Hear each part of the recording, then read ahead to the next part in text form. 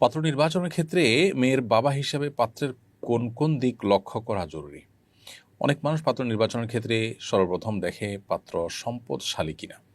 অনেক প্রসিদ্ধ বুজুর্গ আলেমকেও এমন করতে দেখা যায়। এ ব্যাপারে আপনার মন্তব্য জানতে চাই।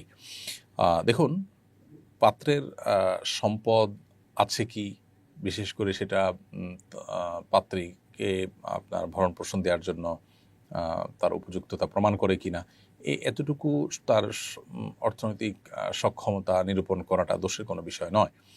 কিন্তু যদি শুধুমাত্র টাকাটাকেই অগ্রাধিকার দেওয়া হয় এবং ওইটা দেখেই শুধু বিয়ে দেওয়া হয়, তাহলে সেক্ষেত্রে সেটা অবশ্যই ত্রুটিপূর্ণ বিষয়। একজন ইমানদারের যে দৃষ্টিভঙ্গি, সেটি এমনটি হওয়া উচিত নয়। এক্ষেত্রে আপনি যেমনটি বললেন যে কোনো বুজুর্গ আলেমকে এমন করতে দেখেছেন। আসলে আপনি যাকে বুজুর্গ আলেম বলছেন, তিনি যদি বাস্তবেই এমন করে থাকেন, তাহলে আদৌ তিনি বুজুর্গ আলেম কিনা? নাকি আপনি আপনার ধারণা বললেন যে তাকে বুজুর্গ আলেম বলছেন? আ মূলত নবী করিম সাল্লাল্লাহু আলাইহি ওয়াসাল্লামের প্রসিদ্ধ যে হাদিস আছে, সেই হাদিস আমাদের সামনে রয়েছে। তিনি বলেছেন যে তুনকাহুল মারআতু লিআরবা, সাধারণত ৪টি বিষয় দেখে মেয়েদেরকে বিয়ে করা হয়। এই বিষয়গুলোর মধ্যে থেকে একটা হলো লিমালিহা, তার সম্পদ দেখে, লিহাসাবিহা, তার বংশ মর্যাদা দেখে, জামালিহা, তার সৌন্দর্য দেখে, দীনিহা, তার ধার্মিকতা দেখে।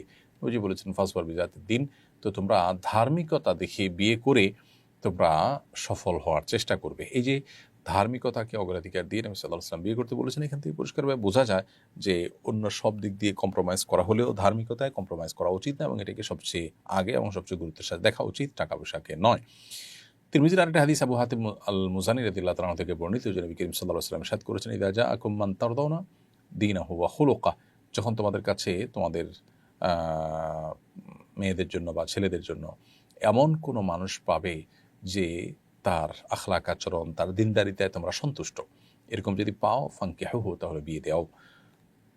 এই যে দিনদারিতা এবং আখলাকে যদি কেউ ভালো হয়, তাহলে সেক্ষেত্রে উম তাকে অগ্রাধিকার দিতে বলা হয়েছে। এখান থেকে বোঝা যায় যে মানুষের ব্যক্তিত্ব, মানুষের আমল, মানুষের তাকওয়া, মানুষের দিনদারিতা, ধার্মিকতা, এগুলো বেশি খোঁজা উচিত বিবাহ শাদীতে, যেটা আজকাল খুব একটা খোঁজা হয় না। এগুলোকেই সেকেন্ডারি অথবা আরও পরবর্তী লেভেলের জিনিস মনে করা হয় এবং সবচেয়ে গুরুত্ব দেওয়া হয় টাকাকে। হ্যাঁ, আবারও বলছি, এতটুকু টাকা তো অবশ্যই দেখতে হবে যে এই পাত্রীকে ভরণ পোষণের ব্যবস্থা তার স্ট্যাটাস অনুযায়ী দিতে পারবে কিনা, সেটা দেখাটা দর্শনীয় কোনো বিষয় নয়।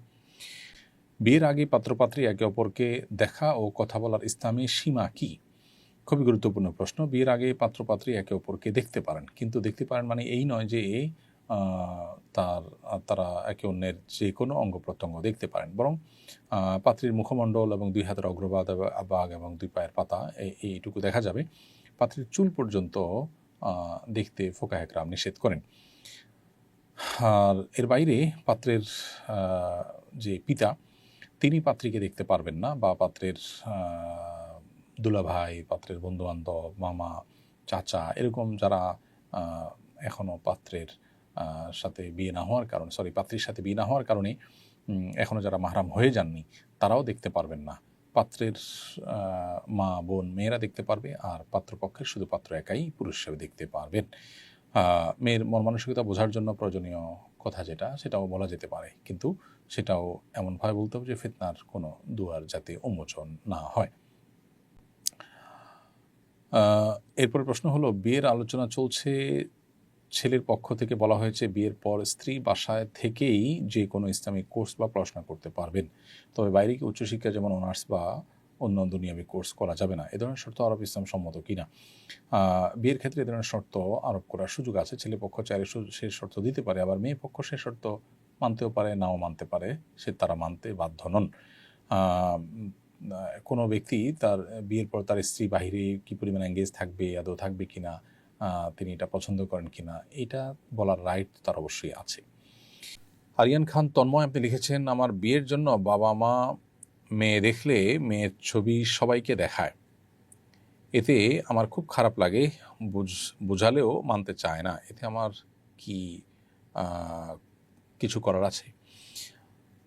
ভাই আরিয়ান খান তন্ময়, আপনার বাবা মা আপনার বিয়ের জন্য যখন মেয়ে দেখেন, পাত্রীর ছবি অন্য পুরুষদেরকেও দেখান, তাদেরকে আল্লাহর ভয় যেমন আপনার দেখানো উচিত, ঠিক তেমনিভাবে বিচক্ষণ বিদগ্ধ আলেম ওলামা যাদের প্রভাব তাদের উপরে আছে, তাদের মাধ্যমে তাদেরকে বিষয়টাতে আপনার সংশোধনী আনা উচিত এবং তাদেরকে বোঝানো উচিত। পরপুরুষ দেখলে আপনি ছাড়া, অর্থাৎ পাত্র ছাড়া অন্যরা, অন্য পুরুষরা ওই পাত্রের ছবি দেখা নাজায়েজ এবং গুনাহ, এই ধারণায় হয়তো তাদের নাই। আর আপনি সন্তান হিসাবে আপনার কথা তারা হয়তো কেয়ার করছেন না। এই জন্যই আপনি মসজিদের ইমাম সাহেব, আপনার আশেপাশের আলেম ওলামা, অন্যদের দিয়ে আপনি তাদেরকে বোঝানোর চেষ্টা করতে পারেন। আর এরপরও যদি তারা এই অন্যায় করেন, আপনি চেষ্টা করেছেন বোঝাবার জন্য, আপনি উদ্যোগ নিয়েছেন, তারপরেও তারা যদি সেটার উপরে আমল না করে বা সেটাকে কেয়ার না করে, তাহলে ইনশাআল্লাহ আশা করা যায় যে আল্লাহ তাআলার কাছে আপনার কোনো দায় থাকবে না, কারণ আপনি আপনার চেষ্টা করেছেন। এরপর প্রশ্ন হলো, আমি একজন দিনদার জীবনসঙ্গী চাই। বর্তমানে একটি ছেলের সঙ্গে বিয়ের আলোচনা চলছে। অতীতে সে ইসলাম মানত না, হারাম রিলেশন ছিল, এখন নাকি নামাজ রোজা শুরু করেছে। অনেকে বলছে বিয়ের পর ঠিক হয়ে যাবে। আমার প্রশ্ন, এমন ছেলেকে বিয়ে করা কি উচিত নাকি প্রস্তাবটি বাতিল করবো? আপনার পরামর্শ কামনা করছি। সে পরিবর্তিত হয়েছে, এটি যদি আপনার কাছে পরিষ্কার হয় এবং প্রমাণিত হয়, এবং আপনার যদি সুধারণা তৈরি হয় যে হ্যাঁ, সে নতুন জীবন শুরু করেছে এবং সে সংশোধিত হয়েছে, তাহলে তো আপনি এই প্রস্তাবে সাড়া দিতেই পারেন। আর যদি আপনার মনে হয় যে না, সে আবার ব্যাক করতে পারে তার পূর্বের জগতে, বা এখনও তার ফিরে আসাটা সেভাবে আপনার শক্তিশালী হয়নি, এতটা স্টাবলিশ সে নিজেকে করেনি তাওবার উপরে, তাহলে সেক্ষেত্রে আপনি তার প্রস্তাব রাখা না রাখার পরে এখতিয়ার রাখেন, এটা আপনার ব্যাপার। আপনার যদি মনে না হয় তার ব্যাপারে যে সে যথেষ্ট পরিবর্তন হয়েছে, তাহলে সেক্ষেত্রে অবশ্যই আপনি সেটা ডিনাই করতে পারেন।